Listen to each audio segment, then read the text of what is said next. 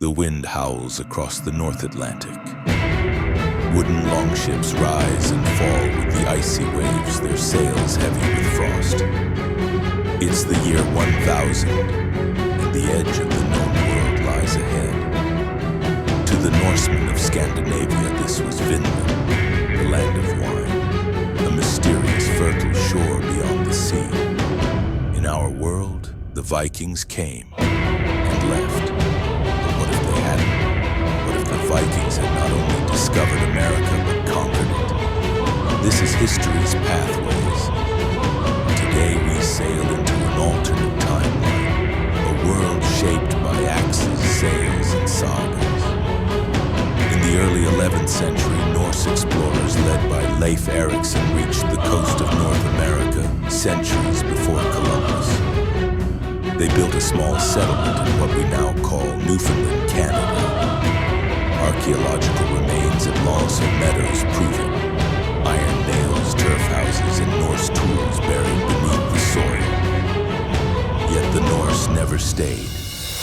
The winters were harsh, the soil poor, and conflict with local peoples among the Skrælings made survival impossible. After only a few years, the Norse abandoned Vinland and returned to Greenland and Iceland. The dream of a Western land faded into legend, preserved only in sagas whispered by the fire. But imagine a single moment change. The powerful Norwegian king, perhaps Olaf II, sees Vinland not as a curiosity but as destiny. He sends fleets westward, settlers, warriors, and priests. Instead of a handful of explorers, hundreds of families cross the Atlantic. Their ships sail from Iceland and Greenland each summer, forming a living bridge between the old world and the new. Within a generation, a true Norse colony takes root in America, one with farms, fortresses, and thriving trade. The age of Viking conquest does not end in Europe. It begins anew in America.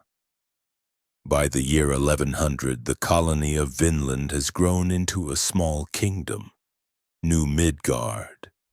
The Norse build wooden halls along the rivers of Newfoundland and Labrador, then move inland following the St. Lawrence River deep into the continent. They discover endless forests rich with furs and game. Their iron tools give them an advantage over native tribes, but rather than destroy them, the Norse trade and intermarry. A new culture is born, blending Norse mythology with the spirituality of the First Nations. Odin's ravens share the sky with the thunderbird. Thor's hammer becomes a symbol of thunder and life. Christianity follows too, spreading from Europe through the new colonies. But it changes, merging with old gods and local beliefs. Churches stand beside rune stones. Latin prayers echo through halls of carved wood and animal bones. As Europe enters the Crusades, the Norse of America remain independent and ambitious. In this alternate world, Greenland becomes a vital naval base linking Scandinavia and the New World. By 1200, longships explore the Great Lakes. By 1250, new settlements rise along the eastern coasts of what we now call Nova Scotia, Maine, and New England. These colonies develop iron weaponry, shipyards, and fortresses. They trade timber, furs, and fish to Europe in exchange for silver, wine, and weapons.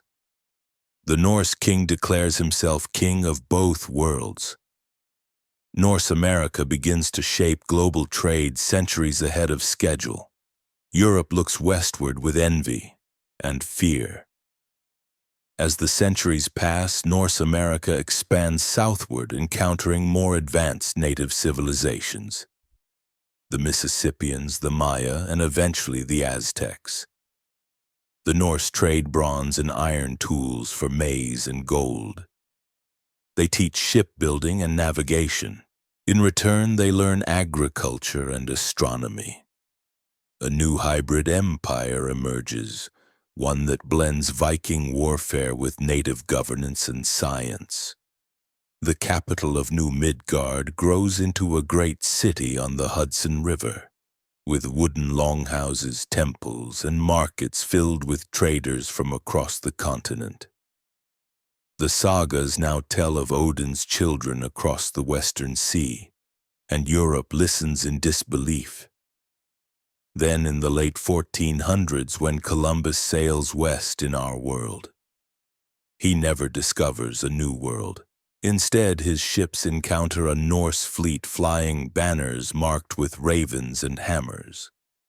Spain's dreams of empire die at sea. The age of discovery belongs to the Northmen. The consequences are enormous. The transatlantic slave trade never happens. The Norse, relying on trade and integration, build societies based on honor and kinship, not exploitation. Without European colonization, indigenous cultures survive, blended but not erased.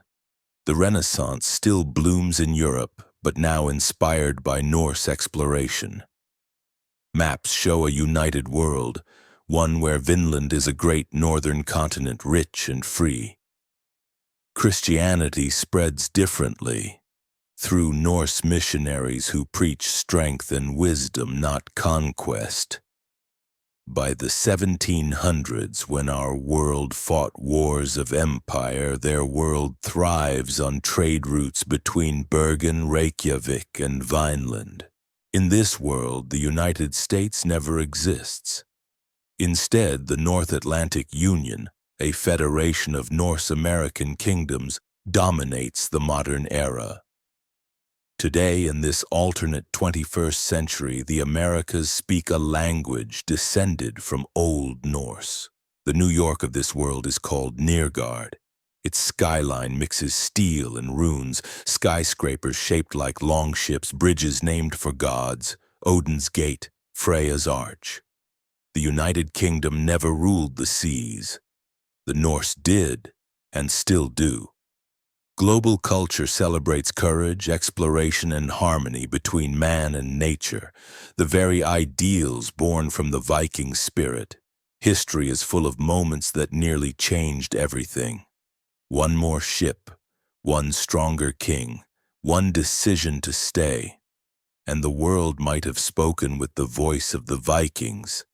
Subscribe to History's Pathways for more journeys through time, where every story begins with a single question. What if history had taken a different path?